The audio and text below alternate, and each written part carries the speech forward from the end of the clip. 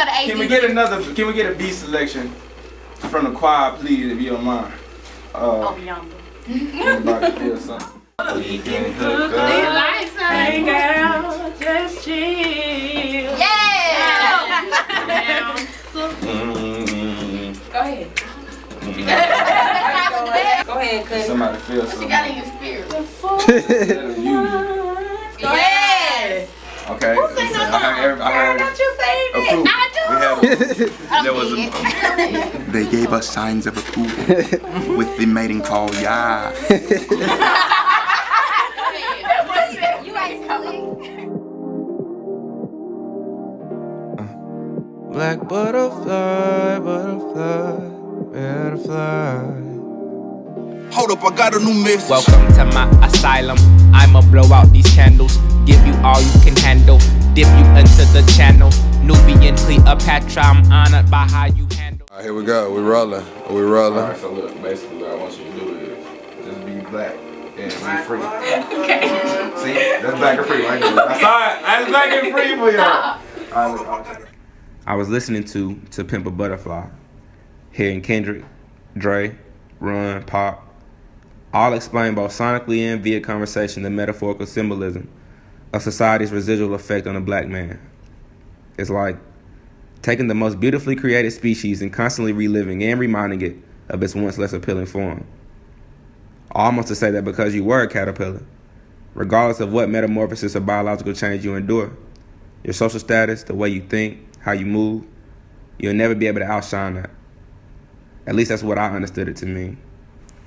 Whatever powers that be that influence the world's perspective won't unveil the beauty of what you presently are without first categorizing you by what you were, and second, constantly reminding society of everything you had to endure to become what you are.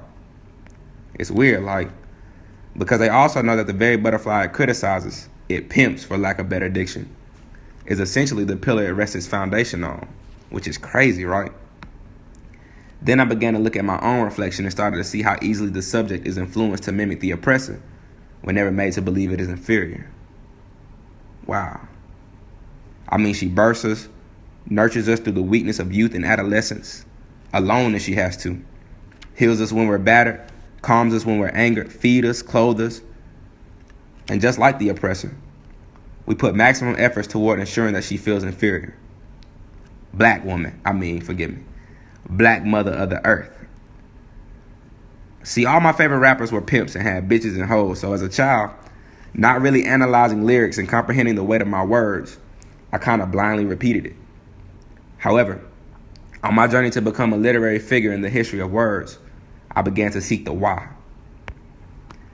See, the ugly truth is that a complex has been instilled in the black man to, like some beast, mate with and control as many women as possible. It's simple. The oppressor took the biggest, strongest, and most fit slaves, breeded them like dogs with the women to obtain another generation of fit workers, stripped them of their families, and repeated until he was no longer useful, and we all know the rest behind that. 4 or 5 centuries of that, and here we are today, battling the demons institutionalized somewhere between self-hate and economic instability. And I'm no judge.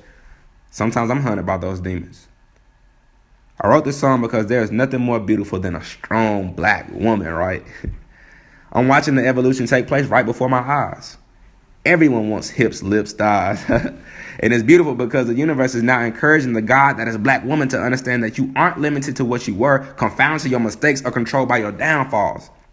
That just like the butterfly, your evolution should be an insight to where you're going, not to where you've been. And if it's any reconciliation, I appreciate all that you are and have been for me and for my people. I hope you enjoyed the video. Session 2 is coming soon. God bless.